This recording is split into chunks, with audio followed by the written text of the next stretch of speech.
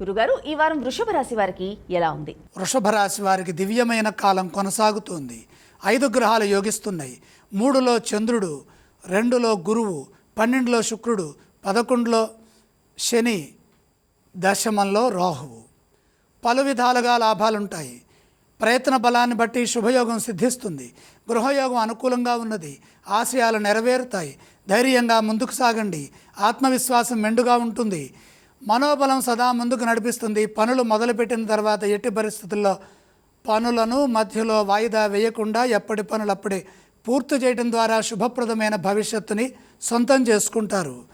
ఆర్థిక అంశాలు చాలా చక్కగా ఉంటాయి. కానీ సకాలంలో కర్తవ్యాలను నిర్వర్తించడం కూడా ముఖ్యము. లక్ష్యం త్వరగా సిద్ధిస్తుంది. వివాదాలకు దూరంగా ఉంటూ నమ్మకంగా పనిచేయాలి. సున్నితమైన విషయాల్లో లోతుగా వెళ్ళవద్దు. దగ్గర వారితో విభేదాలు రాకుండా చూసుకోండి. ఉద్యోగంలో మేలు చేకూరుతుంది. ఉన్నత స్థితి గోచరిస్తుంది. వ్యాపార పరంగా సమస్యలు ఎదురుకాకుండా సమయానుకూలంగా ప్రవర్తించడం ద్వారా నష్టాల నుండి బయటపడతారు. అలాగే పరిస్థితులకు అనుకూలంగా ధనాన్ని సద్వినియోగం చేసుకోవడం ద్వారా శాంతి, శక్తి రెండూ పొందుతారు. వృషభ రాశి వారు ఎటువంటి స్తోత్రాలను పఠించాలి? వృషభ రాశి వారు మహాలక్ష్మి అమ్మవారిని స్మరించడం మంచిది. వృషభ రాశి వారు ఏ ఆలయాన్ని సందర్శించాలంటారు? లక్ష్మీ అమ్మవారిని దర్శించండి. వారు ఎటువంటి దానాలు చేయాలి? దానాలతో పని లేదు.